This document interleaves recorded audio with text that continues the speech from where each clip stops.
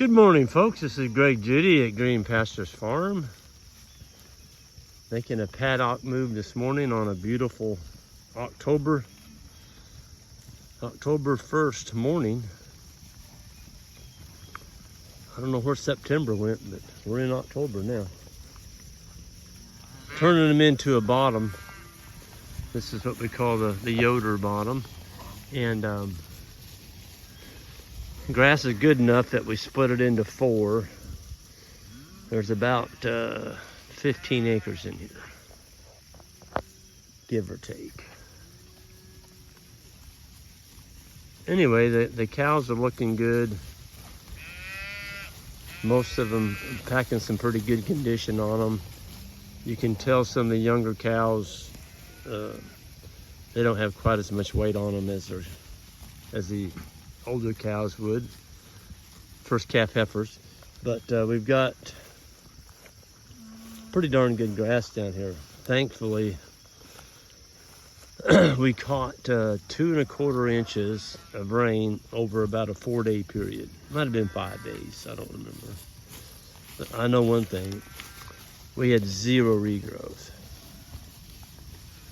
It was really, really, really, really dry. See, we've dumped all the fall calvers back in here now that they've calved. And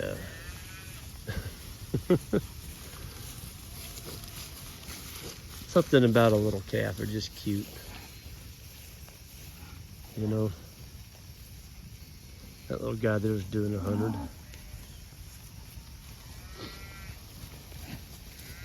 I like to see little calves, baby calves, run with their tails in the air. You know they're doing. You know they're healthy when they're doing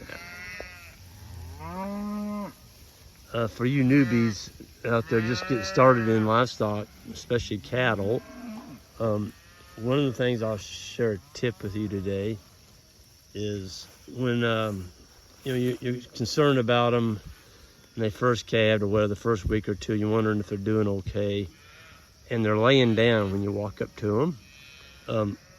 Just walk up to them real slow and let them get up. And when they get up, watch them.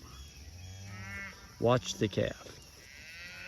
If the calf gives a big old stretch, in other words, he got up on his own, he's just standing there and he stretches. Literally stretches, just like you would do when you got out of bed or something.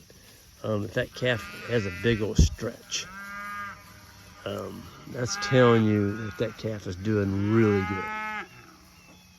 Okay. If they don't stretch, they kind of stand there humpbacked, you might have an issue, whatever that would be. Well, they're still coming down the hill.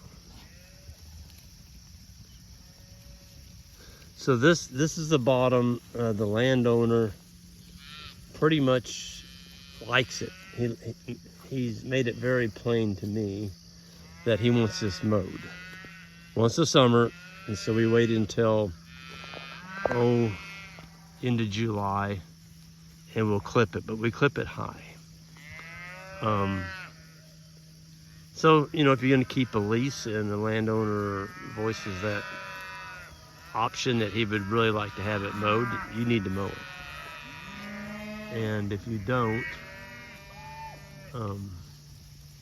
probably a good chance you're not gonna keep that lease, because he's not happy with the way you're managing the land.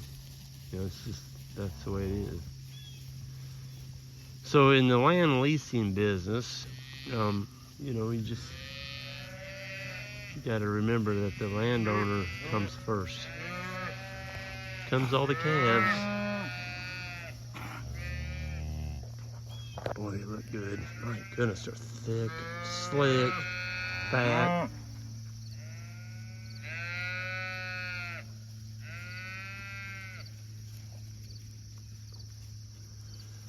Yep, slick and fat.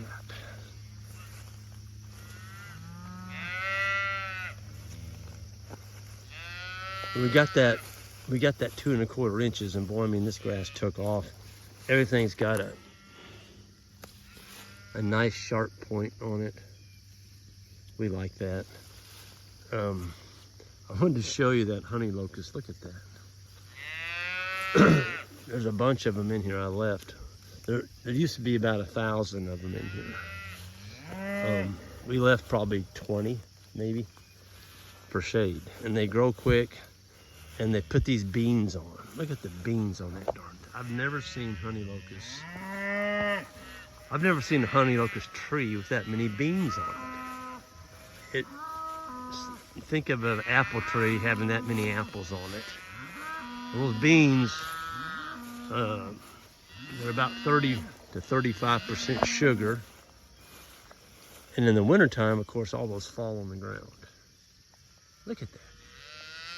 I bet there's a couple of 100 pounds of pods there. A lot of them have already fallen on the ground, and the cattle eat these. Look at that. Look at it. I knelt down, I spooked that cat. That's what he's eating right there. They've got beans in there.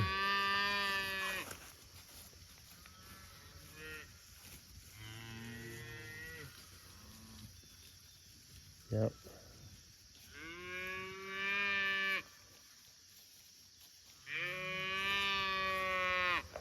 Look at that. Look at the pods on there. I've never seen pods that thick on one tree like that.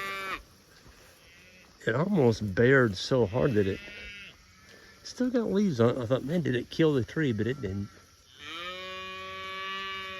The tree's already lost all its leaves pretty much. There's a lot of feed here.